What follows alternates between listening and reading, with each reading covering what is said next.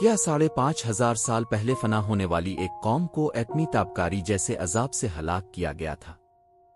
تقریباً 5,500 سال پہلے ایک انتہائی طاقتور قوم آباد تھی۔ یہ قوم سائنسی ترقی اور ٹیکنالوجی کے لحاظ سے اپنے عروج پر تھی۔ وہ پہاڑوں کو تراش کر نہایت مضبوط اور شاندار محلات تعمیر کرتے تھے، جنہیں دیکھ کر آج کی جدید سائنس بھی حیران رہ جائے۔ یہ لوگ انتہائی ذہین ماہرن تعمیرات اور غیر معمولی صلاحیتوں کے حامل تھے۔ اپنی انہی خصوصیات کی وجہ سے وہ اس دور کی سپر پاور کہلاتے تھے۔ لیکن رفتہ رفتہ وہ سرکشی کی طرف مائل ہو گئے اور خدائے واحد کے وجود سے انکار کرنے لگے۔ انبیاء کرام جب انہیں ہدایت کی دعوت دیتے تو وہ ان کا مذاق اڑاتے، انہیں اذیتیں دیتے اور بستیوں سے نکال دیتے۔ وہ علاقہ نہایت سرسبز و شاداب تھا، لیکن جب ان پر عذاب کا فیصلہ ہوا تو بارشیں رک گئیں اور قحط سالی شروع ہو گئی۔ اس کے باوجود وہ اپنی سرکشی سے باز نہ آئے۔ ایک دن انہوں نے آسمان پر ایک بادل دیکھا جو تیزی سے ان کی طرف بڑھ رہا تھا۔ وہ خوش ہو گئے اور سمجھے کہ اب بارش ہوگی اور قحط ختم ہو جائے گا، مگر وہ بادل رحمت نہیں بلکہ عذاب لے کر آیا تھا۔ قرآن پاک میں اس واقعے کا ذکر یوں ہے: پھر جب انہوں نے اسے دیکھا کہ وہ ایک بادل ہے جو ان کی وادیوں کی طرف آ رہا ہے تو کہنے لگے، یہ بادل ہم پر برسے گا۔ جواب دیا گیا، نہیں بلکہ یہ وہی عذاب ہے جسے تم جلدی مانگ رہے تھے، ایک ایسی آندھی جس میں دردناک عذاب ہے۔ وہ اپنے رب کے حکم سے ہر چیز کو تباہ کر دے گی۔ پھر وہ ایسے رہ گئے کہ سوائے ان کے گھروں کے کچھ نظر نہ آتا تھا۔ ہم مجرم لوگوں کو اسی طرح سزا دیتے ہیں۔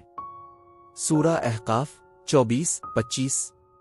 یہ ایک تیز و تند ہوا تھی جس نے ہر چیز کو تباہ کر دیا، صرف ان کے مکانات باقی رہ گئے۔ قرآن میں ایک اور مقام پر فرمایا گیا، اور عاد کی قوم میں بھی نشانی ہے جب ہم نے ان پر ایک ایسی بے فائدہ بانجھ ہوا بھیجی، وہ جس چیز پر بھی گزرتی اسے بوسیدہ ہڈیوں کی طرح کر دیتی تھی اور کچھ بھی باقی نہ چھوڑتی تھی۔ سورہ الزاریات 41-42۔ یہ راؤقمو یعنی ایسی ہوا تھی جو ہر چیز کو بوسیدہ کر دیتی تھی اور کسی چیز کو باقی نہیں چھوڑتی تھی۔ اس عذاب کے بعد وہ علاقہ مکمل طور پر ویران ہو گیا۔ نہ باغات رہے، نہ نخلستان، نہ کوئی آبادی، ہر طرف صرف ریت اور کھنڈرات رہ گئے۔ آج اس خطے کو عرب الخالی کہا جاتا ہے۔ صدیوں بعد ایک عظیم لشکر اس علاقے سے گزرا جس کی قیادت نبی کریم صلی اللہ علیہ وسلم فرما رہے تھے۔ صحابہ نے وہاں رک کر کنویں کا پانی استعمال کیا اور کھانا تیار کیا۔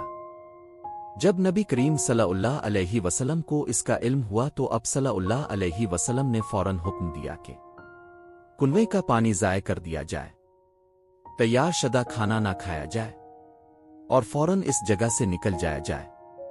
اب صلی اللہ علیہ وسلم نے فرمایا کہ یہاں ایک قوم پر عذاب نازل ہوا تھا، اس لیے اس جگہ کی چیزوں سے اجتناب کرو۔ آخر میں یہ بات یاد رکھنی چاہیے کہ کچھ لوگ اس عذاب کو جدید دور کی ایٹمی تابکاری سے تشبیہ دیتے ہیں، لیکن حقیقت یہ ہے کہ یہ اللہ تعالیٰ کا عذاب تھا اور اس کی اصل نوعیت کو وہی بہتر جانتا ہے۔